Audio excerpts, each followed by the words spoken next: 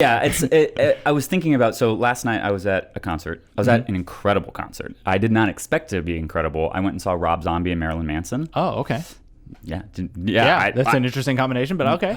It made sense because, they both love Satan. Kind of weird. Yeah, they like Satan. So.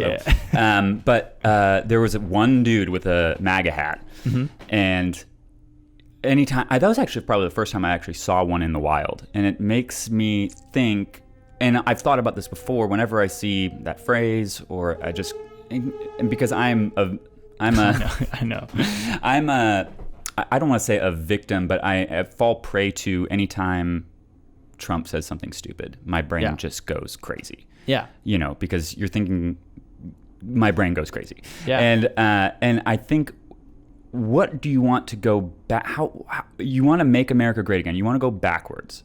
So how when was it great? Well, no, not just that, but like the world that we live in is nothing like the world of the past. So you couldn't even go there even if you wanted to. It makes no sense to go backwards when everything is moving forward. Yeah, I agree. You were talking about automation. It's a Luddite. Yeah, it's like, yes, you want to go, you want to turn a bunch of switches off.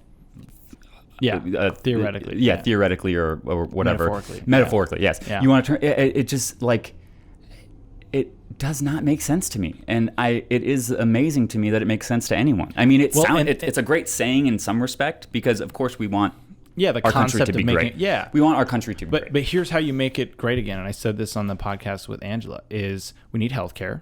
So people can't be going bankrupt. The number one reason for bankruptcy in America is healthcare, is not having healthcare and going bankrupt because of a medical procedure that costs way too much money, which, by the way, we pay more per procedure, and we have worse outcomes than every other modern nation that has healthcare. Yeah. Okay, we're talking like comparing it to the UK, Canada, whatever. And I'm not saying that any one of those systems is perfect for America.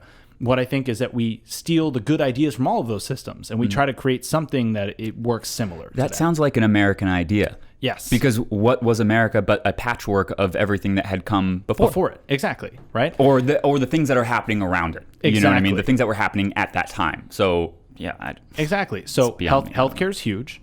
Something like basic income to offset for automation. So that means that we need to increase taxes on these big tech companies for the things that are creating the automations, right? If you're automating a bunch of jobs, then we need to tax you so that we can at least give some of that money back to the people you just kicked out of the job, right?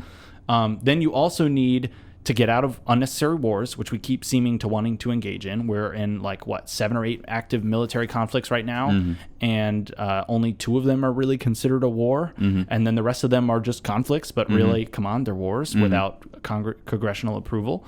And then I think another thing is in our infrastructure. Our infrastructure is at a D, almost an F right now. That means our roads, our bridges, all the things that kind of make our overall situation better. Yeah, we need money towards those things.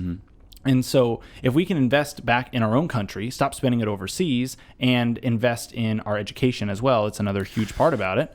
Yes. Yeah, education is one that throwing money at it alone is not it. It actually needs to be fundamentally changed on how we even teach. Because you could throw all the money in the world at something, which, by the way, it is underfunded, but you could throw all the money in the world at something, but if you're throwing it in the same way that we're doing it, that's not going to work either. Yeah. So it's going to take a shift of how we educate while also allocating more funds towards it.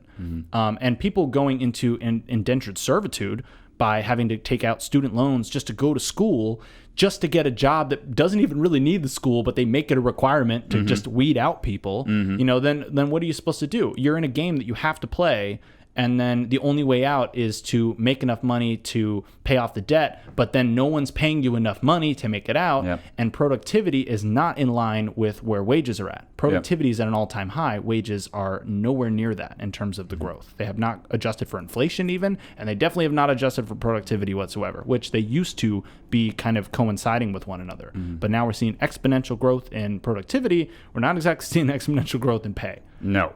I mean,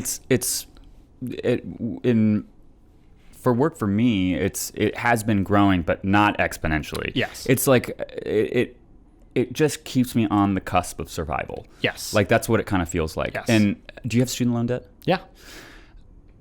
What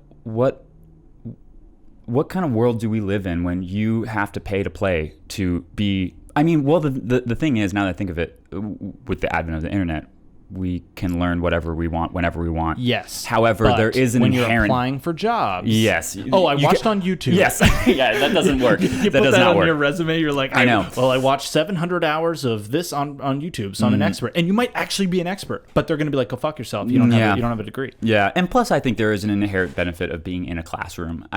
My parents, they constantly tell me that universities are like liberal training grounds, and that was not my experience. That wasn't my experience either, because especially if like you look at fraternities and sororities, those people are all like conservative rich kids. Like, I mean, obviously not. I don't mean to generalize. I know plenty of awesome people. That's what it was like in my school. Well, I know plenty of awesome people who were in fraternities that were not like that, but I know a lot of their fraternity brothers and whatever, they kind of were like that, you know? And it's a conforming thing. It's a culture thing. So, you know, a lot of these people, they're young, they don't know who they are yet, and this gives them an identity. And I can understand how it's easy to associate with that identity, and it's easy to kind of get into that party world. And, oh, I never talked to girls before I went to college, and now all of a sudden I'm at a fraternity party, and there's all the girls available to me, and they want to be with me because I'm in this fraternity. I could see where it's that thing. I was never in that. You weren't in a frat or anything? No. I pledged for like a couple weeks, and then they got in trouble.